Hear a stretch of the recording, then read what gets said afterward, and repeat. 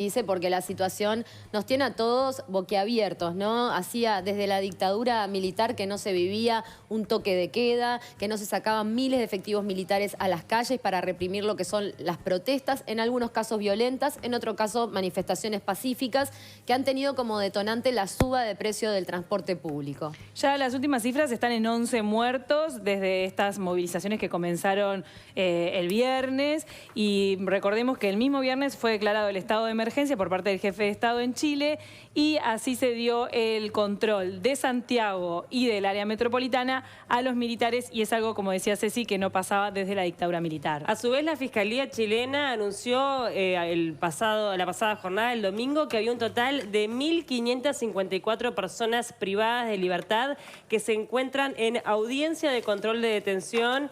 Y a su vez en el Instituto de Derechos Humanos de esa nación, en las últimas horas se presentaron 11 acciones legales por violencia policial contra carabineros y militares. Bueno, entre todo lo que estamos viendo, ¿no? De enfrentamientos, ataques incendiarios, saqueos comerciales también, y bueno, la represión del ejército que recién mencionábamos, el presidente Sebastián Piñera se expresó sobre todo poniendo el foco más en lo que son los saqueos y las protestas violentas o los violentos dentro de estas manifestaciones, que dándole lugar a lo que son los reclamos populares, que obviamente hay miles de personas en las calles manifestándose en contra de la gestión de gobierno. Lo que decía textualmente Piñera fue: estamos en guerra contra un enemigo poderoso que está dispuesto a usar la violencia sin ningún límite, fue lo que dijo el presidente, sin prácticamente aludir a las protestas, a la parte pacífica de estas protestas, ¿no?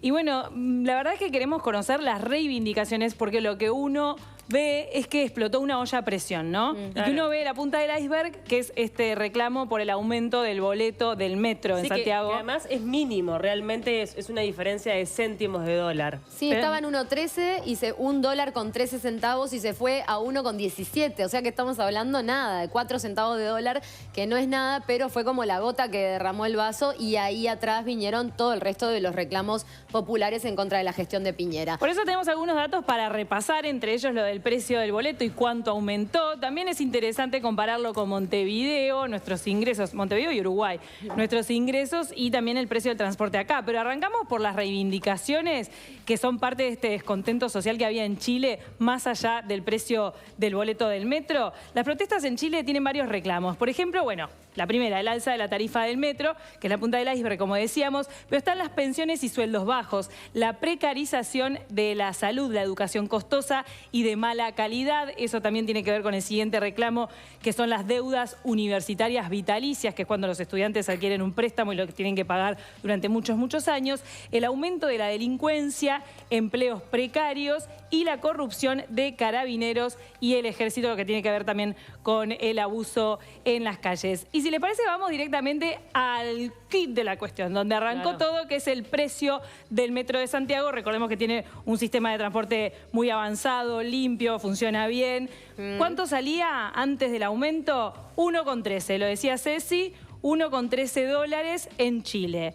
Piñera y el gobierno chileno lo suben a 1,17. Arrancan las protestas, deja sin efecto el aumento y queda en 1,13, como antes. Algunos actores políticos dijeron que había sido tardía la medida de dejar sin efecto este aumento, que si hubiese sido un poco antes, quizá esta situación de tanta convulsión se podría haber detenido de otra manera. Pero bueno, son hipótesis, ¿no? A estas horas. Y en Uruguay, porque uno también se pregunta cuando escucha que sube el precio del transporte en otros lados y que eso provoca descontento, se preguntan, pero acá en Uruguay, ¿cómo estamos?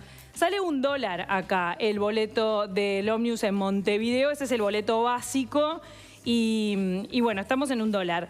Pero es interesante la comparación de lo que se gasta en transporte al mes y el ingreso por mes. Porque en Uruguay y Montevideo, en realidad, claro, digo Uruguay, pero es Montevideo la ciudad porque estamos calculando el boleto montevideano, está entre las ciudades más costosas de América del Sur. En primer lugar está San Pablo, que el 9,5% de los ingresos al mes es destinado a transporte, en Río de Janeiro el 9,1%, en Montevideo el 6,8% de los ingresos y en Santiago el 6,2%. Esto según un estudio del banco alemán Deutsche Bank. O sea que estamos por encima de Chile.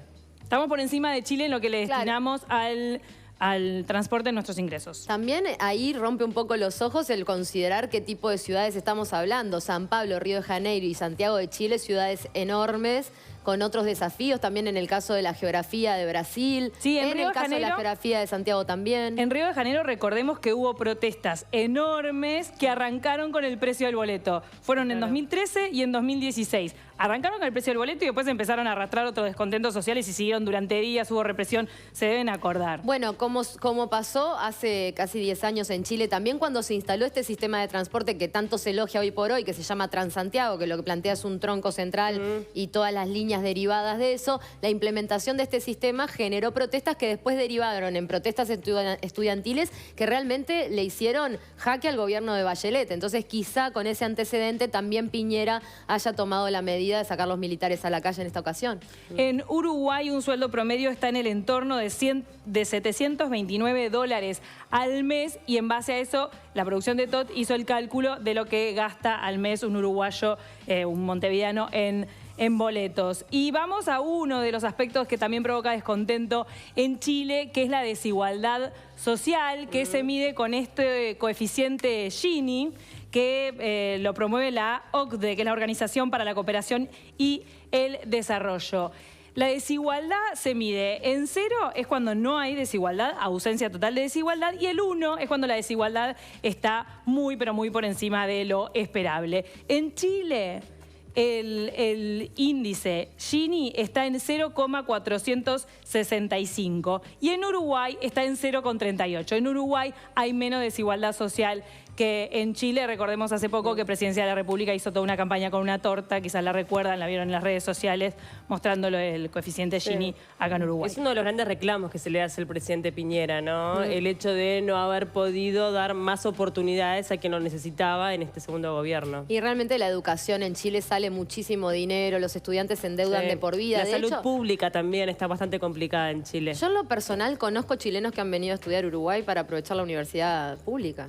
Sí, hay muchos de varios países. Bueno, de varios países latinoamericanos, pero Chile es uno de los ejemplos que a veces cuando no pueden afrontar estas deudas que les sale estudiar, tratan de emigrar a otro país donde la educación sea pública y eso también plantea una desigualdad entre los propios países de la región. Sí, acá nos pasan que médicos nos dicen, pero yo conozco un montón de colombianos que han venido a estudiar medicina. Sí. De todas maneras, lo que está haciendo también toda esta situación es dividir al país. Hemos tenido posibilidad de hablar en la jornada de hoy con algunos periodistas, colegas que viven en Chile y nos comentaban eso justamente, ¿no? Hay personas que están a favor de estas medidas que está tomando el presidente Piñera y hay gente, obviamente, que del otro lado apoya estas movilizaciones. Lo importante es que la violencia no sea desmedida, porque también conocí el caso de un periodista chileno al que lo agredieron, o sea, con una llave le rompieron todo el auto, porque también es como que empieza a direccionarse hacia cualquier lado la violencia. Y de repente un periodista que está trabajando en la calle, los manifestantes se la agarran con él y eso me parece que es desatinado. O si estás ahí en medio también de fuego cruzado, porque realmente la represión está siendo dura, ¿no? Palo duro. No, pero 11 personas fallecidas. 11 es que no hay pregunta de por medio, hay gases lacrimógenos, palo. Hasta ahora creo que no hay información de balas de verdad. Y estamos hablando de 10.000 efectivos militares en la calle, ¿no? Y tampoco sabemos qué es lo que pasa con estas personas fallecidas, qué pasa con esa familia que reclama que se haga justicia y que se determine quién finalmente causó la muerte de esa persona. O sea, esto va a dar para largo. La verdad que sí. Estaremos pendientes en los próximos días de todo lo que vaya sucediendo en Santiago de Chile, pero ahora los invitamos a venir para nuestro país.